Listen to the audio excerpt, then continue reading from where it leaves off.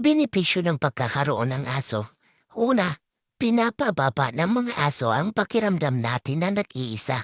Ang mga aso ay maaaring nandyan para sa iyo kahit na ang mga tao ay hindi. Nag-aalok sila ng lubos na pagmamahal, emosyonal na suporta at patuloy na yakap na nakakatulong na pigilan ang panlipunang pagbubukod. Pangalawa, ang mga aso ay mabuti para sa iyong puso. Ang pagmamayari ng aso ay makatutulong sa iyo na mabuhay ng mas matagal. Ang mga may-ari ng aso ay may mas mababang antas ng presyon ng dugo at mas mahusay na ang mga tugon sa stress. Pangatlo, tinutulungan ka ng mga aso na huminto sa stress. Ang iyong kasamang aso ay maaring mag-alok ng kaginhawaan at mapagaan ang iyong mga alalahanin. Nakakatulong ito na mapawi ang stress at pagkabalisa. Pang-apat, ang mga aso ay makatutulong sa atin na makayanan ang panahon ng krisis.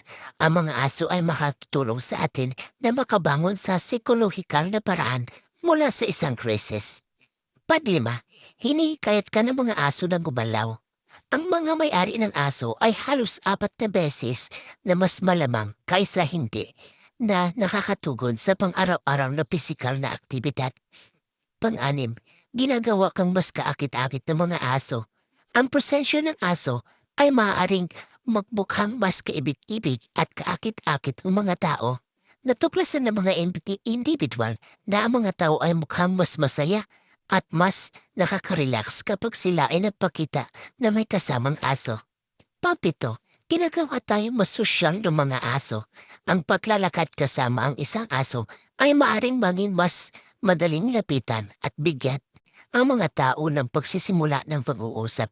Ang mga aso ay maaaring mangbigay ng perpektong paraan upang makilala ang mga taong hindi kilala at bumuo ng mga bagong pagkakaibigan. Panwalo, ang mga aso ay nagpapasaya sa atin. Ang mga aso ay maaring maging natural na pampalakas ng loob. Panghuli, maaring magkaroon ng positibong epekto ang mga aso sa mga nakakatanda.